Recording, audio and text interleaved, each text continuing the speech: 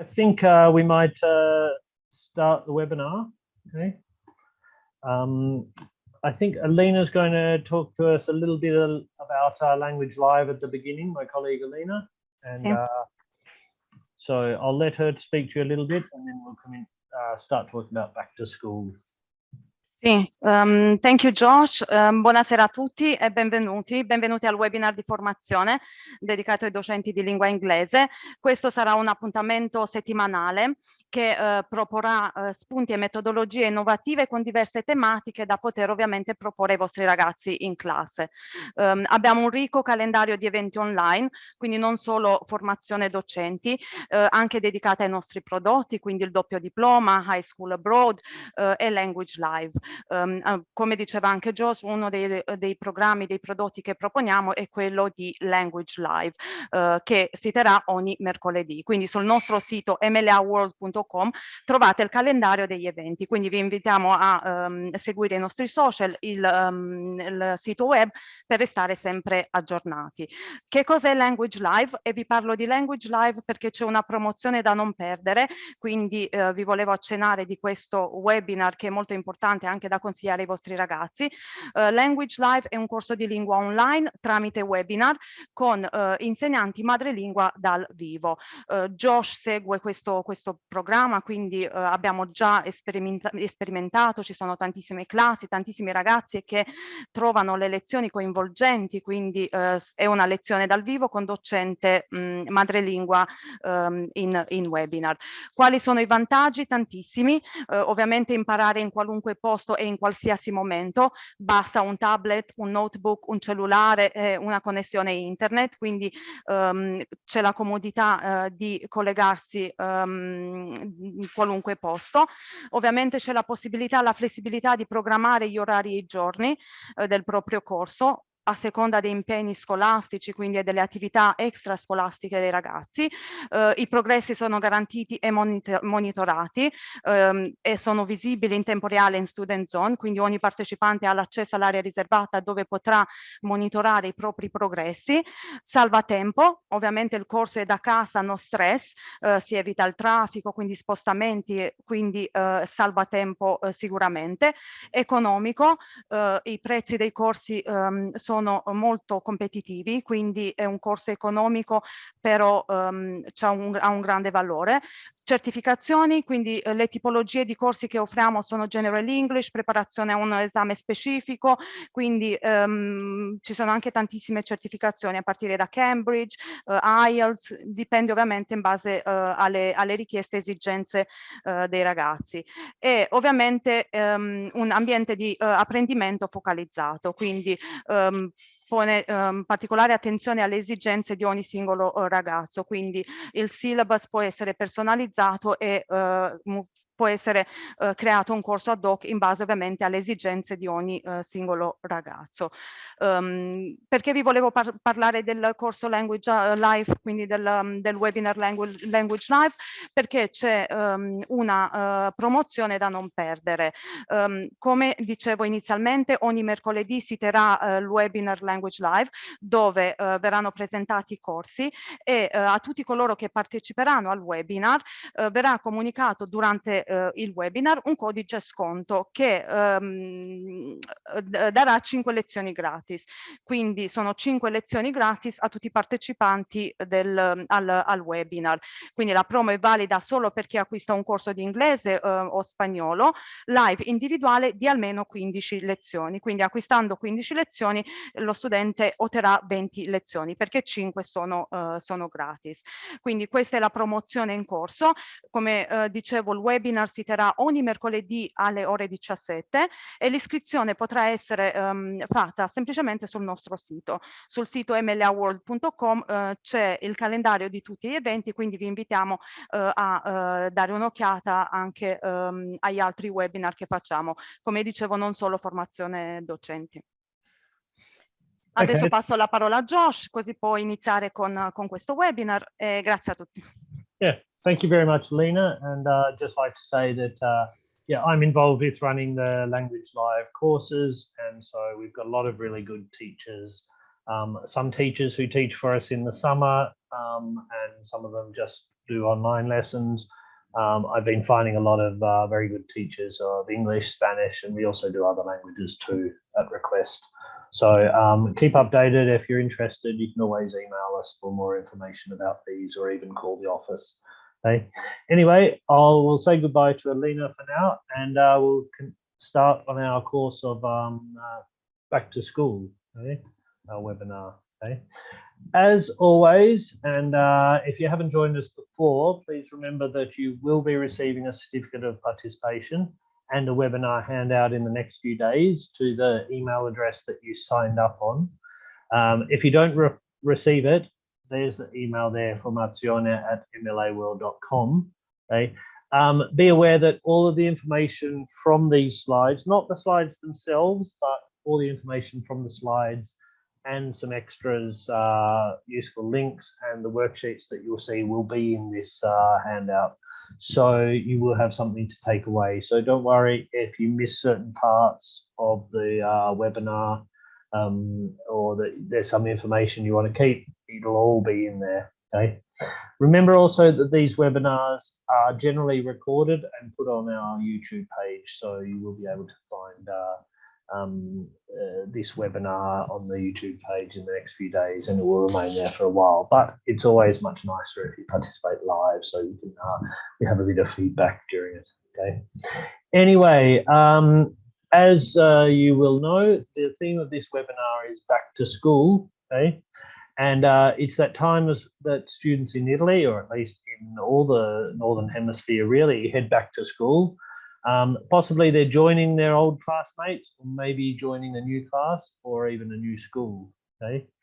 I think, as we all know, being teachers, it's an opportunity to draw on the students' summer experiences while checking their levels and even refreshing their English after the break. I've had a few new lessons with students who have just come back, and you know, their English needs a little bit of freshening up after a few months of not really using English, unless if they've been in summer schools or traveling. Okay? Let us know in the chat, okay, how you start your first lessons back after the summer holidays. Okay, so do you have any things that you particularly do? Do you look forward to the first lessons? Obviously, it's the end of the holiday, but you know, what sort of things do you like doing? What are the difficulties? What are the advantages? Let us know in the chat, okay? And you can share your thoughts with us, okay? I'll keep monitoring that while we go, okay? Anyway, the first, I just want to point out some activities, okay? Sorry, some objectives, okay? As we always have. By the end of this session, teachers will be better able to exploit holiday experiences to provide opportunities for speaking activities in class. I think a few people mentioned in the chat just now, okay, yeah, asking them about their holidays, okay. Also encouraging students to take responsibility for their learning environment. We'll be looking about this, okay. And I think planning some imaginative speaking and writing activities to engage students' curiosity. If you have new students, or if for them you are a new teacher, I think it's always a great opportunity to you know, draw on their curiosity about their classmates or about you themselves. Okay. I like Donatella's idea there too, that you know, something attracting. Yeah, I think this is something we'll be looking at too. Okay. This is a game that we often play in MLA centres. Okay? It's a great ice-breaking activity. I'm very sure many people will know this. Okay, but just in case you don't, I thought we'd put this in there. It's called Two Truths and a Lie, and the key is to spot the lie. So it's a great icebreaker game, particularly with students who don't know each other. Okay, but you can even play it with students who are familiar with each other. What you have to do is get students to write 3 sentences about themselves. 2 of these sentences should be true and 1 of them will be false. Okay. After the student reads the class the 3 sentences, obviously these will be in a mixed order. Okay. The rest of the class have to guess which is the lie. Okay. Just some things to remember about this when you're doing it. Okay. Just some things that to make this really worthwhile. Okay. One thing I find is it's always a good idea to monitor the students as they're writing. Okay. You know, if you're going to get students to ask questions in front of the class, obviously we don't want to just take it on faith that the English is going to be correct. We want to make sure it is correct. So I think it's always give them 5 minutes to write their 3 sentences. Obviously that'll be a bit of thinking time as well, but go around and check, make sure before someone reads out their questions, you can correct them. And obviously correcting one person's questions could also be done so that other people learn from the same mistakes there. Okay. I think another thing that's very common is that students mix up the order. So I think it's very common, given that we call the game 2 truths and a lie, often students will write the truths quickly and then take some time to write the lie last. It's very important that they mix this up. Some can be last, some can be first, some can be in the middle. Okay, so as long as they're doing that, then you know, it should be a bit more difficult. Okay, I think it's also clear that you need to make sure students don't include facts that are obviously true or untrue. Okay, you know, students might not have played this game before. Excuse me for a minute. And you know, I've had students say things like I have green hair, or I have, you know, I'm very tall, when it's quite obvious what it is. Okay. The other thing is there might be some situations where there's other students in the class who know the answers. It might be worth saying to them that if you know this student very well and you already know this is true or a lie, you know, maybe sit out of this round. Okay. But you know, otherwise, at least they don't say that they know that for sure. Okay. I think it's also important that the facts should be interesting, and the objective is to make other students choose incorrectly. Okay, so whatever the lie is, it should be believable, and whatever the truths are, often it's good if they're slightly unbelievable, they're sort of surprising. Okay, so that you're really tempting to get people to guess the incorrect one. Okay, well, to think that the lie is something that is actually correct. Okay.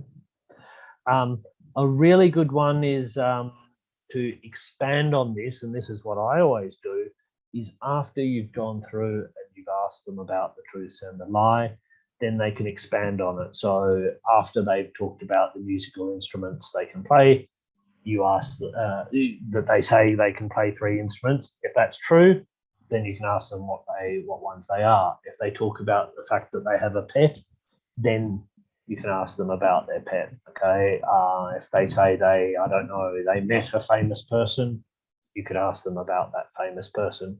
I mean, it's a really good way for students to show that they have something to contribute to the class. Okay.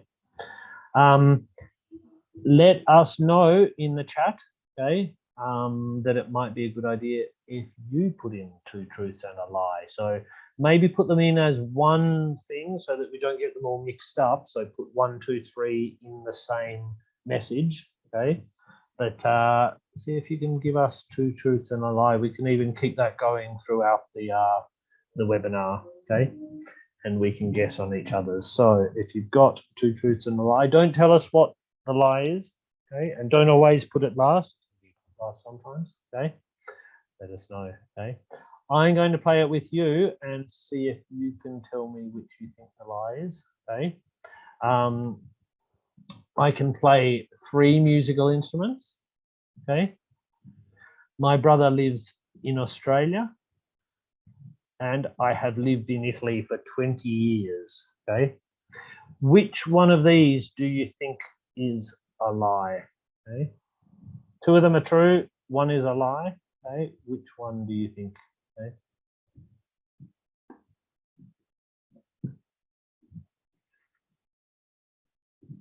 I always like it when people are choosing many different numbers, okay? Because I think it always means I've done it well. okay, if people don't agree, okay. Leave you go a little bit longer so we can see. A lot of people going for 2 or 3.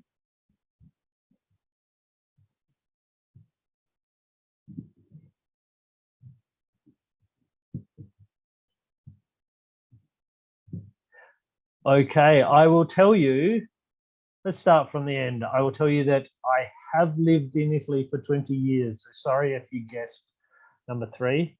Or technically maybe not 20 years, but I think next week is the anniversary of when I came. So I think I came to live in Naples in September 2002. So it's coming up to 20 years because I think it was around the end of September, if I remember. Okay. So I've been in Naples for 20 years. My brother does live in Australia. I'm Australian and my brother lives there. I live in Naples. Okay. But I can't play 3 musical instruments. Okay. I can play 2. Okay. I can play the guitar and the piano. Okay. But not 3, I'm afraid. So well played if you managed to guess that number 1 was the lie. Okay. Maybe in the future I'll learn another musical instrument and that will be true. Okay. As I said, keep going in the chat. If you've got 3 facts about yourself, one of them which is not true, and we can guess them as we go through the webinar. Okay. But I'll move on to another one. Okay. Another thing you can do connected to this is a holiday survey. As a few people mentioned in the chat, it's always a great idea to ask students about their holidays. I mean, this is a natural conversation that you would have if you haven't seen someone for a long time, or even if it's a new person that who you've just met after the summer. Okay. And so what I did on my summer holidays is a classic activity, but why don't you switch it up with the class survey? Okay. So in this way, the students come up with the topics, the questions. So it can be about, when I say the topics, it will be about your holiday, but is it about where you went? Is it about who you went with? What your favorite part was? Did you go to the mountains, to the sea, etc.? Okay. They'll have to formulate the actual questions, which, as you probably know, English questions are often a lot harder than students really realize. So getting them to use ask the correct question with the correct tense. Remember, we're talking in the past, so you need to have at least sort of pre-intermediate students, okay? But it could be even for advanced students too, okay? And then they obviously get the chance to use these, okay? So you've got the sort of brainstorming part of it, the actual writing when they're writing the questions, moving on to speaking and even listening, because you're listening for the other person's answers. Okay.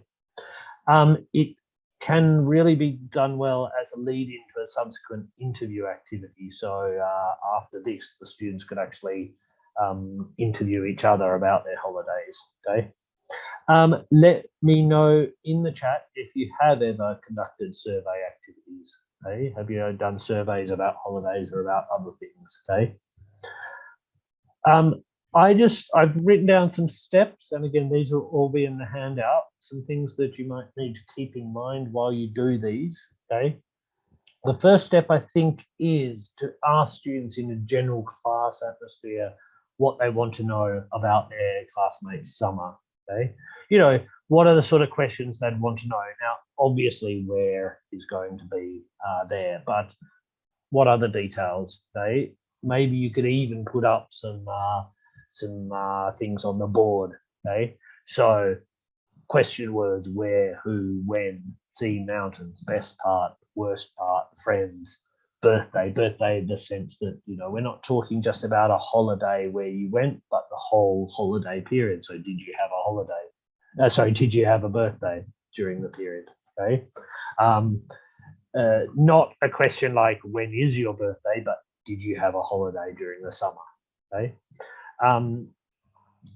Write in the chat if you think there's other ones. So let me know if you think there's other topics that might be useful. Okay, questions that they can ask. Okay, I think even you could ask about, I don't know, if they went abroad, okay, it could be quite interesting about how they traveled there.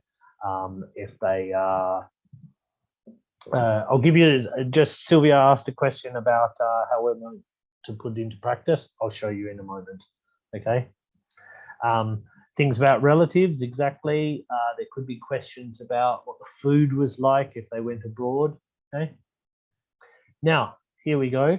So students in pairs need to write the full questions. I think it's always great to get students in pairs when they have to prepare some things so that you're drawing on the knowledge of two students, okay?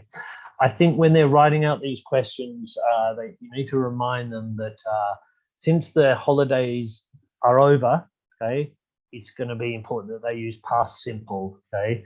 That it's a tendency for Italian students to use the present perfect. Where have you gone, or where have you been in your summer holidays? It's not correct in English if you're using this about a finished summer holiday. So you have to say, where did you go? You know, who did you go with? Okay, so that's a good thing that you can drill into them, those tenses. Okay, present perfect's just not going to be correct there. Okay.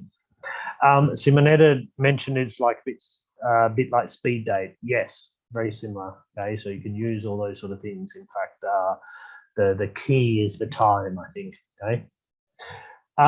While they're writing down these questions, remember that a lot of this is actually the preparation for the actual question and answer.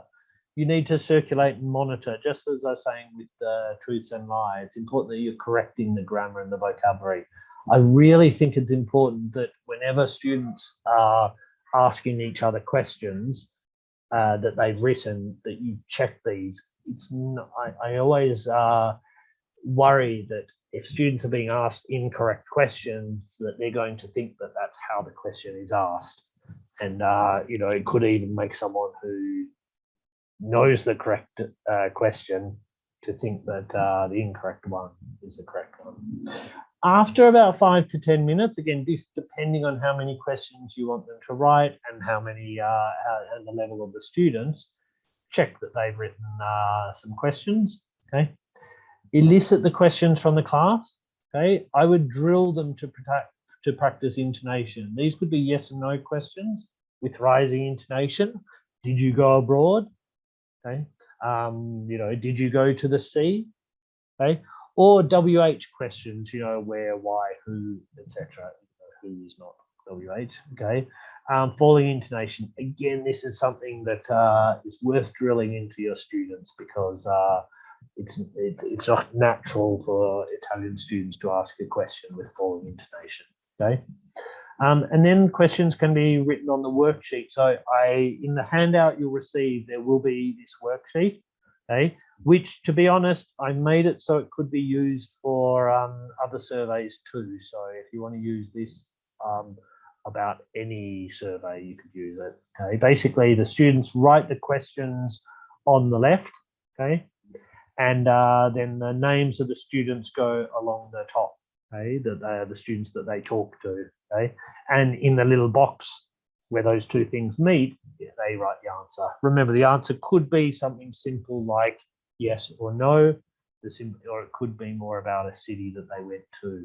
Okay, or you know, bus, train, plane, things like this. Okay, divide the class into two halves. Okay, I don't think you're going to have enough time to get every single person to talk to every other person, not in 1 hour of lessons. Okay, so I think divide them into half, pair students up A's and B's. So I would go through and just go A, B, A, B, A, B, and then get all the A's to stand over one side and all the B's on another side. Okay, and then you say to them, okay, now go 1A goes to a B, okay, and they have to ask some questions. It's quite possible they won't get to ask and answer all the questions, okay. So you know, just a few questions and then get them moving, okay.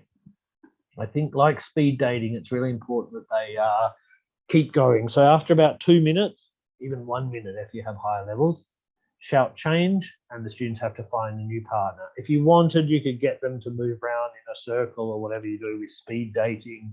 Some people sit down, some people stand up and go on to the next one, okay? And if they can, they need to start with some questions they haven't asked yet. So if they just got through the first 3 questions, they can do the next 3. Remember that in the whole group, given that they'll be asking a lot of the same questions, you can compile those at the end, okay? After the students have chatted with 7 members, okay, I thought 7's a good number to give you enough time, but doesn't take up too much of the class, okay? Students sit down in their group, okay, that is the A's with the A's, the B's with the B's, and compile the survey statistics, okay? So how many people spent their holidays by the sea. Remember that a lot of these students will have the same information. So, you know, student 1 might have the same question as student 2, so they can check that you know, Giovanni from group B said the same thing to them both, okay? If they need to, if they're not sure, they have missing information, you could always give them a couple of minutes to find someone that they have to still ask a question to. And then they have to compile how many students spent their holidays by the sea, okay? One thing, a step that's often skipped in these sort of surveys is reporting back to the class. I think it's really important that whenever you give people information to collect, that you actually make sure that they feed it back. Otherwise, it might work the first time. The next time you do a survey, they're going to realize that all the information they collected is not being used, okay? Sylvia, in the chat, you mentioned that it could be employed even with other topics. In fact, that's why I didn't put holiday and I didn't put the questions on the survey. So the survey that you receive in the handout will be possible. The survey questionnaire will be possible to use with other topics as well, okay?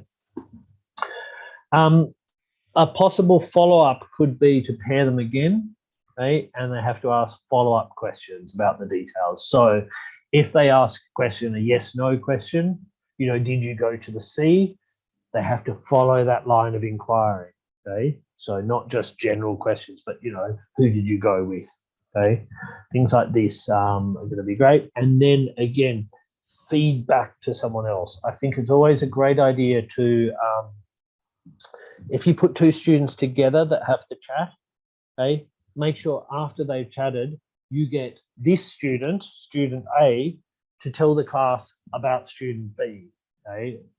I think it's always a lot better. Instead of them just talking about their own holidays, why don't they explain the other person's holidays, okay? That way they're doing asking, listening, and speaking to the rest of the class. And it's a great way to make sure they're paying attention, because that other student can always say, that's not true, okay? Another thing, moving on from surveys, is setting the tone for the school year. A couple of people mentioned that you want to set a good environment, get people looking forward to things. So why not let students decide on classroom conduct for the school year, okay?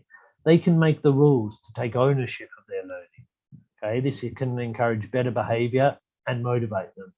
Obviously, you know, we have school rules anyway, but I'm thinking a bit more the rules for your English class, okay?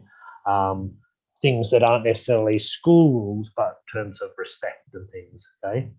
These sort of rules can really assist you with classroom management, okay? You can also offer rewards too. That is, if you come to the end of the class or come to, you know, near the end of the class, and the students have been very well behaved and have obeyed all these rules, then they get 10 minutes of English language music or a YouTube video, okay? Obviously, these are things that you can do as English points as well, okay? So, you know, English language music, they could choose the music and then write down some of the lyrics. Might be a bit important that you choose the music or check the music before you let them play it anyway, okay? So our class policies, this is a personal favourite for back to school, or even, you know, we do them in our summer centres, okay? Have your students work in groups, okay, or pairs, and come up with 10 important class rules. okay, what they think are important rules. Again, not just things like put up your hand to ask a question, but things like, you know, listen to your fellow students, okay, that, I don't know, that students will let other people speak, okay, that will listen to them, okay. Each group presents their rules to the class. At the end, the teacher, or in fact, it might even be great if the students vote on the final 10. Okay, given that each group has come up with 10, you probably have a bit of overlap, but you have more than 10. They pick the 10 finalists and then they can write them up. Okay, could even be done that as an activity together. Okay, and they're hung up at the back of the classroom or the wall, and they're there. Okay, I think what we often do in our summer centres is get them to sign it too. Okay, so that they sort of feel that they've agreed to that at the beginning. And, you know, you can sign it too in the sense that you have agreed to it. Okay. An extra activity or even something incorporated with that is to make up some rules for the teacher to follow. So they could come up 10 rules for themselves and 10 rules for the teacher. That is, you know, the teacher has to be patient. The teacher won't assign too much homework or won't give us put things in the test that we haven't been taught. Okay, again, it's up to you, you know, which ones you accept. Okay, but also some sort of rewards there. I think these are sort of, sometimes we talk about these as a classroom contract. Okay, classroom rule, classroom policies. Contract's a good idea too. So it sort of gives this idea that at the beginning of the class year, of the school year, we've all agreed on something and this is how we're going to proceed. And I think it lets the students feel that they have a bit of say in how it's going, and you know, the teacher has to obey these rules as well. Okay? That they feel that if there's, it's quite important that if you have 10 for the students, you have 10 for the teacher too. So it's not just 10 for the students and 5 for the teacher. Okay.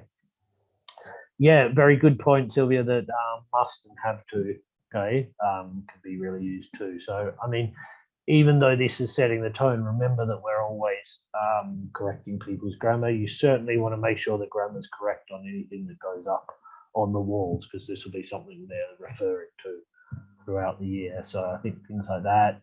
Modal verbs, yeah, have to, must, can, okay, could, okay, things like that, should even, okay, can go in there, okay. I've got a little video here from a film that you may know, Billy Madison Back to School, okay. Sorry, it would be Billy Madison, okay, is the film with Adam Sandler, okay. I'll play the thing and you'll see we'll do some activities that could be associated with this. I'll put this on, hopefully you can hear me, okay. Oh, back to school,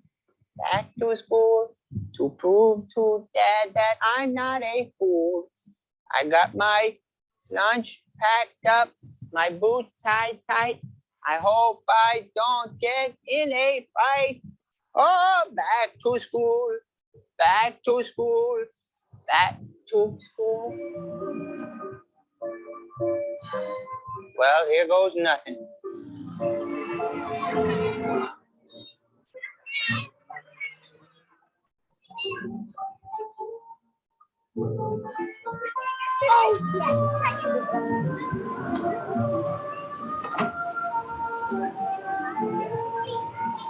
Thank you, Daddy.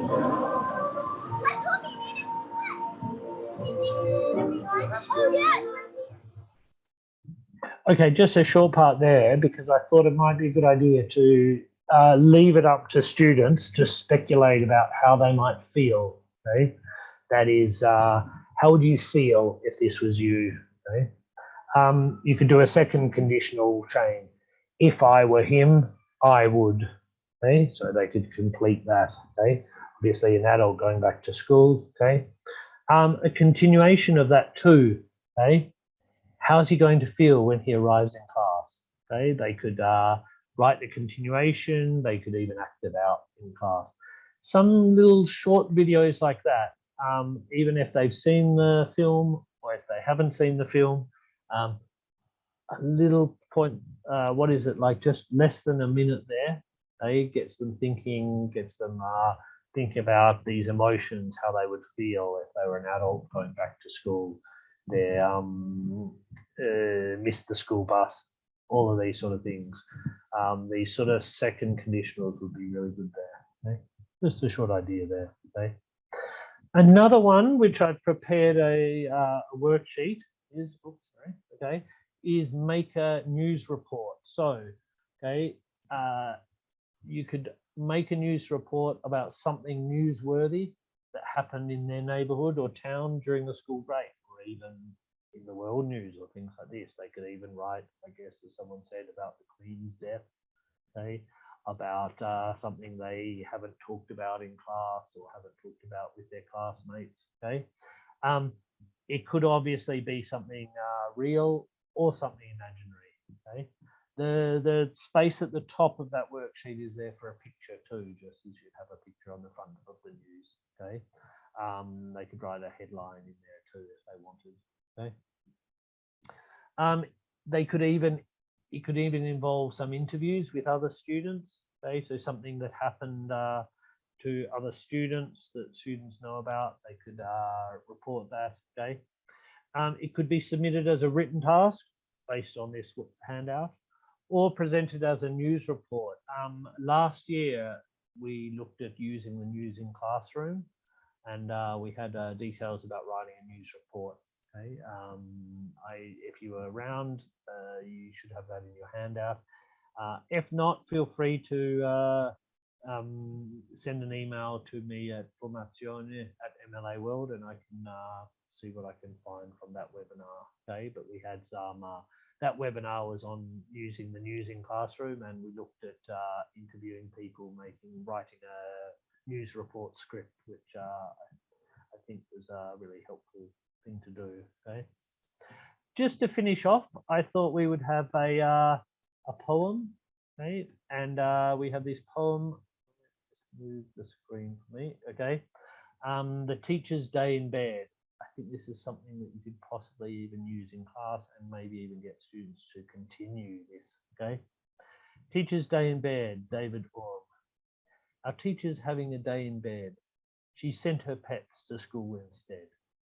There's a parrot to read the register, a crocodile to sharpen the pencils, a canary to teach singing, an adder to teach maths, an octopus to make the ink, an elephant to hoover the floor, an electric eel to make the computer work, a giraffe to look for trouble at the back, a tiger to keep order in the front, a reed bunting, can't you guess? To help with reading, of course, a secretary bird to run the office, a piranha fish to give swimming lessons. I'm glad I'm off swimming today. A zebra to help with crossing the road. Oh, and a dragon to cook the sausages. I bet none of you ever knew just how many things a teacher can do. I found that, I thought it was just a nice poem to for all of us to think about all the things we do in class, okay?